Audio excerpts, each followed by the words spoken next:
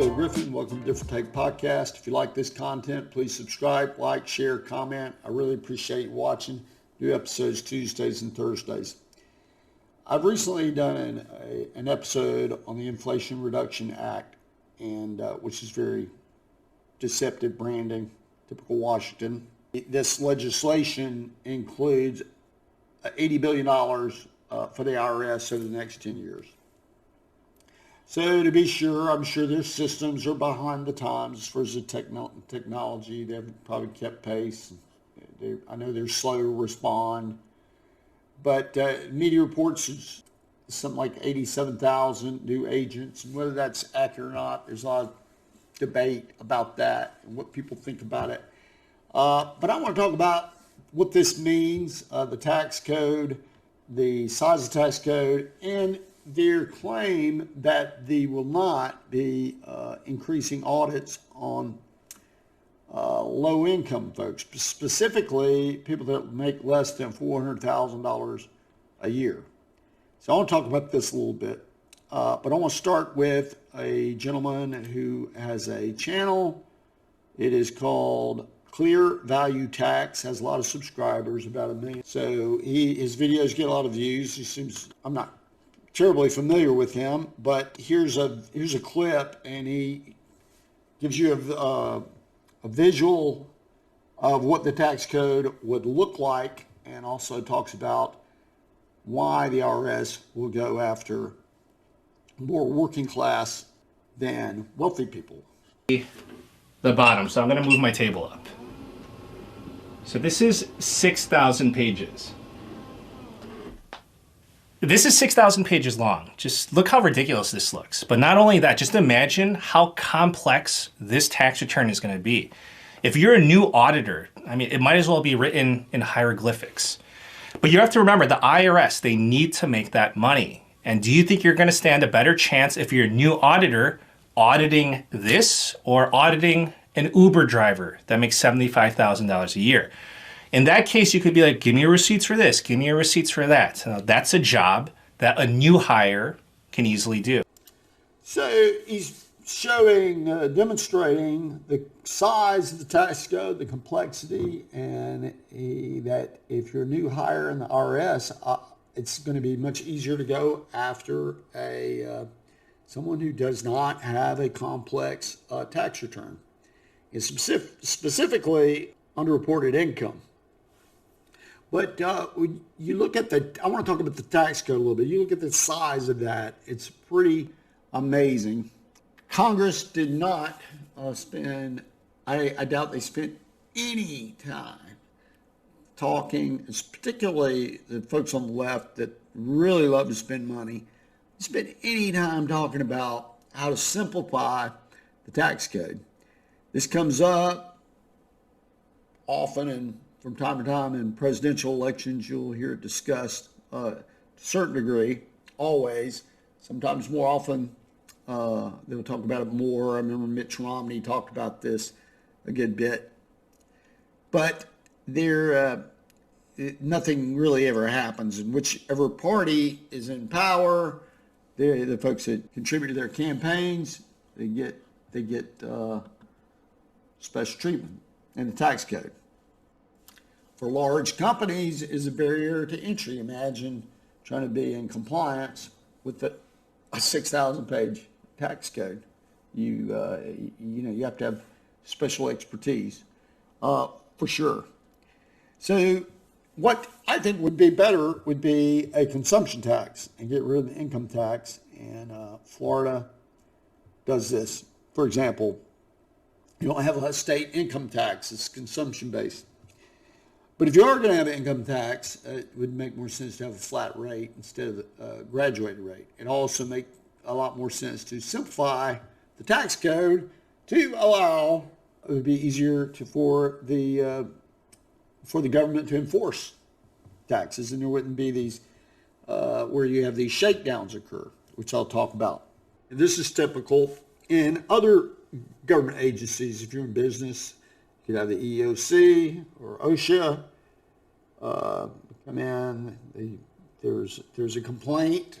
Well, we can investigate the complaint, but you don't really want us to do that because if it's going to take up a lot of your time, and you might just want to settle this.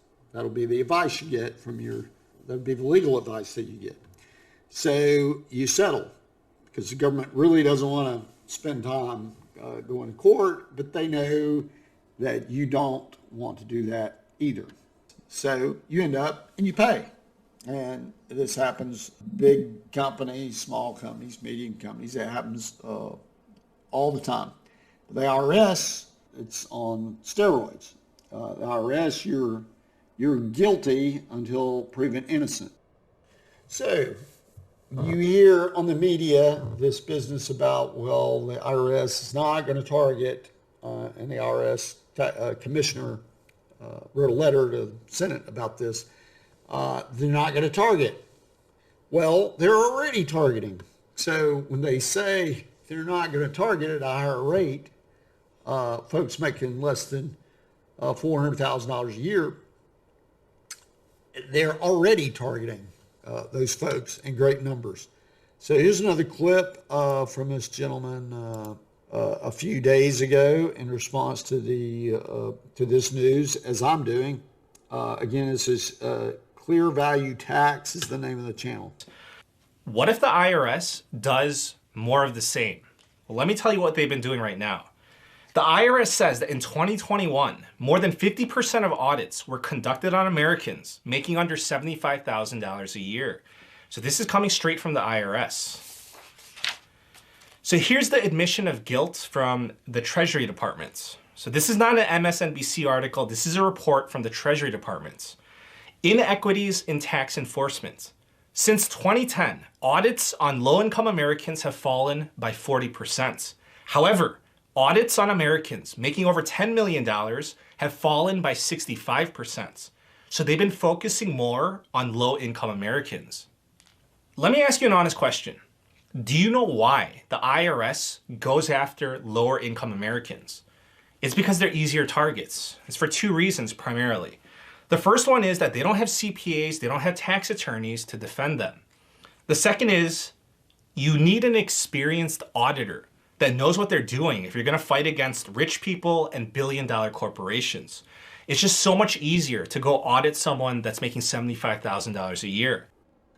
So who are the auditors going to go after? Are they going to go after the easy targets? Or are they going to go after companies that have great accountants that they spend a lot of money being in compliance? And the thing I think you understand with the wealthy people, they have no incentive to cut corners and not be in compliance for several reasons. One is wealthy people generally have folks that do this for them, and especially companies. They're not getting paid in cash. It's not as if a person who's making more than $400,000 a year is getting a substantial amount of that in cash, unless they're involved in some illegal activities, so forth and so on, in great numbers. And they could have a disgruntled employee that could turn on them if they're doing something illegal. You may not like the code, but wealthy people try to comply with the code. They don't want to deal with the hassle and the risk of being audited and what the taxes and, the penalties and interest on the back taxes are often way more than what the actual taxes are. So they don't want to deal with this. They don't have an incentive to do this. But if you're the low-hanging fruit is folks that have underreported income. So this thing passed with entirely on party lines. 0 Republicans voted for it. And of the Democrat Party that claims they're the champion of the little guy, the IRS is going to come after the little guy. You can't, it's not written in the bill that they're not going to do this. So this is a letter from the IRS commissioner. So Department of the Treasury, Internal Revenue Service, August 4, 2022.